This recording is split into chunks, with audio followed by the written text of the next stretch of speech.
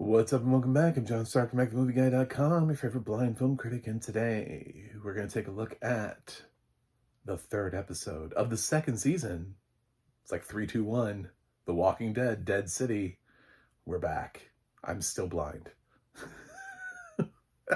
This show still does not have audio description when it airs on AMC Plus or AMC, and if I wait like a couple years, eventually maybe it'll be on Netflix with audio description. I really just don't understand this methodology, so I'm going to keep recapping it. Going blind, I learned really quickly that the thing that you love most in life doesn't love you back. Actually, I learned that with several things. Is I make people uncomfortable who were used to seeing me sighted, and then they pieced out. So, yeah, my favorite show is Walking Dead. No audio description, and I had to finish out the series somehow. And I just tried to do the best that I could by watching the series and watching with recaps. But I shouldn't have to do that. It should just be accessible. It's a multi-million-dollar, probably billion-dollar franchise, honestly, at this point. And I just think that probably they have enough money to do it at this point. I think AMC as a brand probably does. Anyway, so we are in, Dead City. Did we officially rename it? Is it not New York anymore? I mean, we're renaming everything else. So, there's... So when's the last we left off? Negan had just, watched the poor string player get killed because he didn't shoot a exploding zombie at Jenny or whatever. And I thought a lot about that sequence. So walking back a little bit into episode 2, I was thinking a lot, and I thought about it also because of episode 3. The show avoids dialogue like the plague. Like, dialogue is the thing that's going to kill the series. Like, everybody here's... It's like somebody evaluated the team of writers and they're like, all of you are incapable of writing dialogue. We have to write as little of it as humanly possible. So we thematically just have people stand around like a bunch of silent dumbasses and just not say anything. I was thinking about like that scene with Negan where he's like, she's asking him something and he's like, not his fault, blame me. Not, put it on me. But he doesn't actually say, like, what? You know what I'm saying? Like, she doesn't... And I think that would have been an excellent opportunity to have a conversation about, in wartime, like, the loss of humanity. We oftentimes... I mean, we have active combats going on right now where we like to just bomb things, which... because it's super easy when, on your side, there's no lack of casualty because all you're doing is shooting something that'll go over there and explode. So why does it matter where it explodes? Well, it leads to a lot of loss of life of children. So wouldn't it have just been easy for Negan to stand up and make like a big speech about how he doesn't kill kids, especially considering his history with the Croad and the whole reason that they parted ways? He could literally turn to the Croad and be like, ask this guy why I shot at his ear, because he was trying, because we had a disagreement over the treatment of children, and I don't kill kids. And he could say literally, I mean, like the Croat knows, and he mentions something about, I think it was in this episode where he's like, a gym teacher can go on. He can say, I was a gym teacher. I spent my life taking care of kids. My wife and I were trying to have kids. Kids are the future. If we're not building this for the next generation, then what are we doing? So, I mean, it was a great opportunity for him to stand up and have, but instead he's just like, don't. I'm like, do we not do monologues anymore in series? I thought about that afterwards and after I did the recap, because there's another scene that happens here too, where Maggie is offered a chance to say something and her verbose answer is, I don't know. Okay.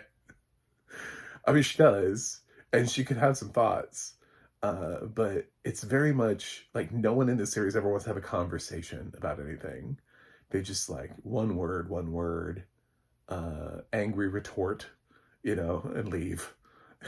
It's it's so minimalistic. Even even this she's trying to be nice. I think it's to the historian kid. Like she keeps talking about what is her name?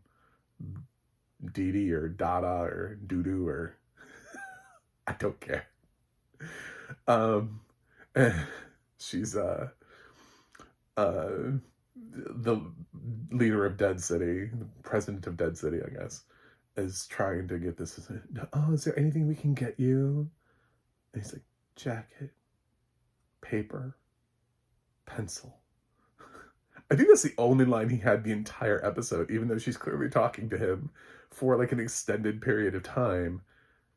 He has nothing else to say. And I know like there can be some trepidation in what it is that you're saying, but he never reacts to really anything. She shows him like a theater. He has nothing to say about anything. He just kind of passively, we got to let her monologue, but her monologue is just kind of like this sort of like nonsensical, delirious, self-righteous villain leader typical monologue where it's like, we have the opportunity to rewrite history.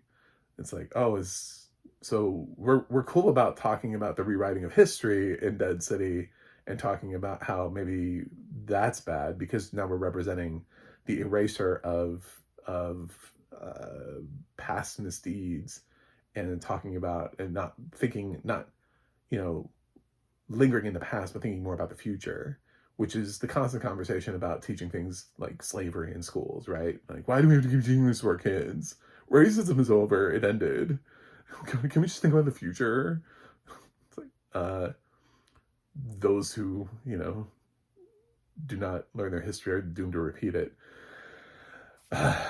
So I mean, she gets to talk and spiel, and that's like the most talking that really anybody does in the entire. It's a lot of just staring at each other and like waiting for sounds from zombies. It's so uninteresting from a blind perspective without audio description. If it wasn't for the fact that there were returning characters here, if this was like a brand new Walking Dead show, I don't think I'd be in it.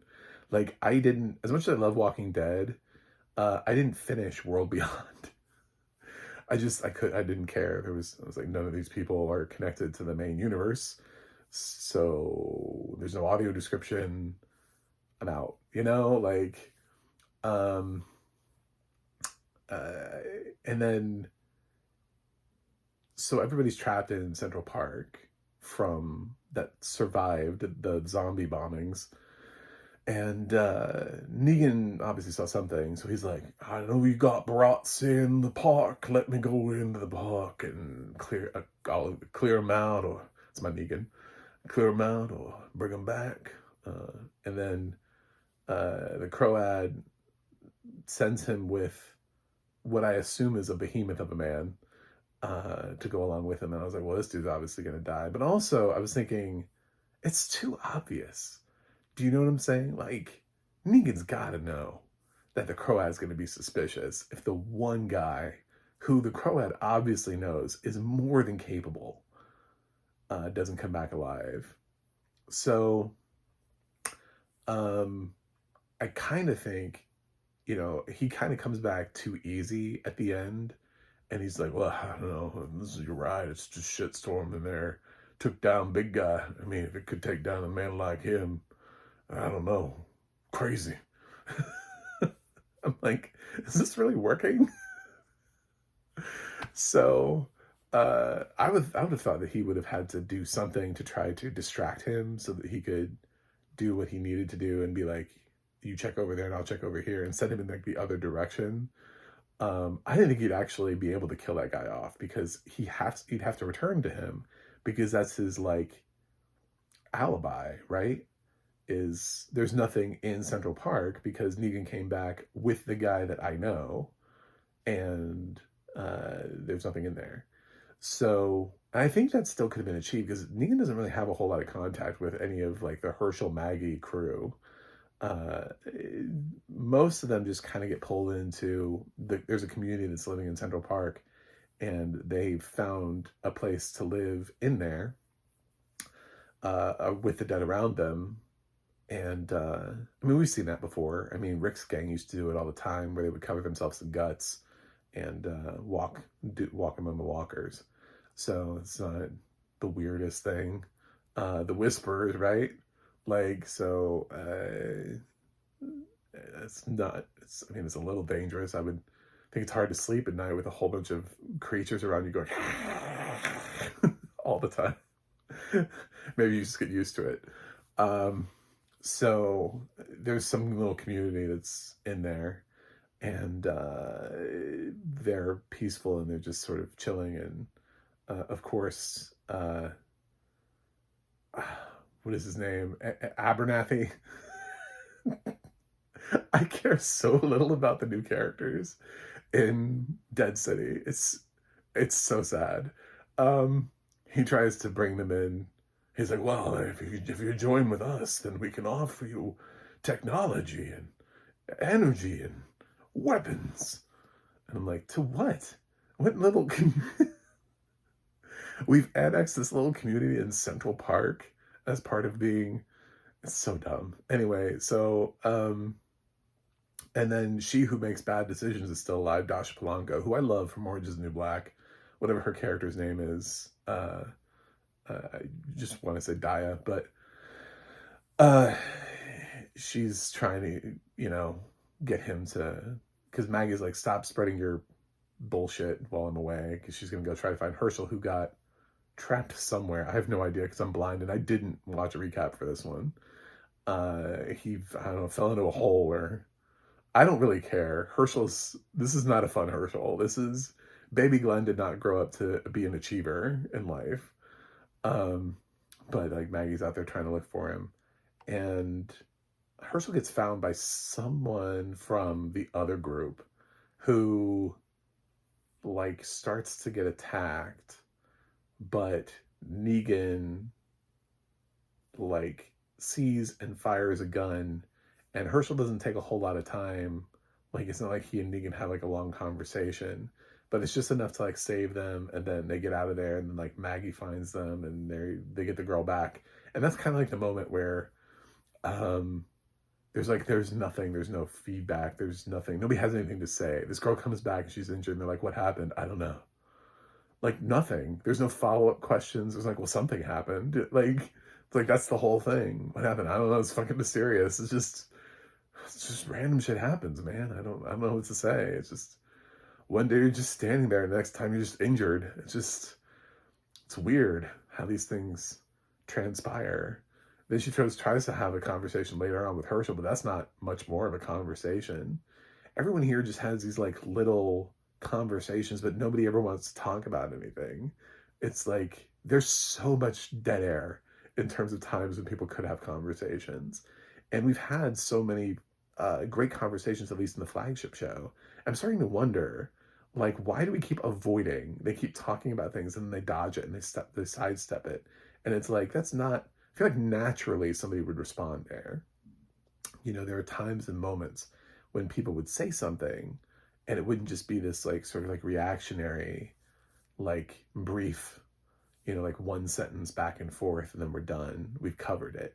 Feels like the only time they talk is for like expository purposes, just to give you background and then leave. And I think there's more to it than that. So I'm gonna keep watching because Negan and Maggie. If for some reason Dead City decided to kill Negan and Maggie, I would stop watching. Because again, I'm here for returning characters, and this is not Herschel. I don't care. If they tried to kill off Maggie and Negan, and then it became like Herschel's show, man, I'd be out.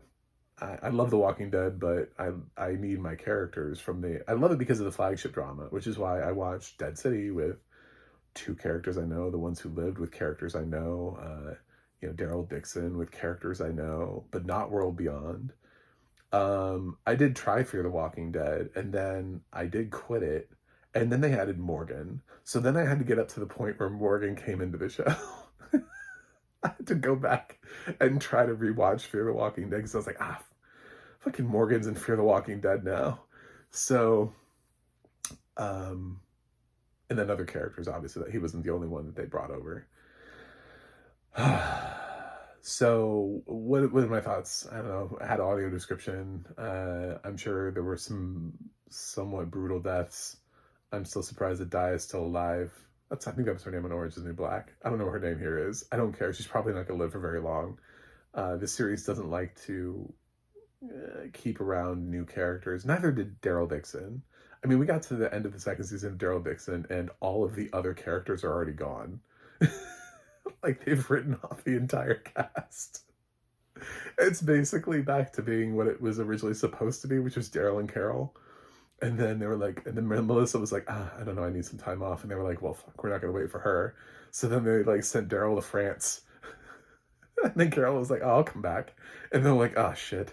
Now how do we fix this? Nobody really wants Daryl in France. So, so like season 2 was all about like course correction, and we lost like every character. So I feel like Dead City at any point, like any character who isn't Maggie or Negan, and honestly probably Herschel, I don't think they killed Jenny. If she really does have Negan's wife and kid, I think I mean, she was in, the wife at least was in The Walking Dead. So I don't know, maybe they would keep her. But yeah, everybody else is just like expendable at any point in time. I don't think they're hitting with fans. So, I'm the same grade I always give it, unwatchable due to lack of audio description. I know it's a weird recap, but if I don't put it out there and maybe somebody in the Walking Dead universe sees it and they're like, wait a minute, our show isn't accessible to blind people? Yeah. Surprise. Thanks for watching. Thanks for subscribing. And I'll see you guys on the other side.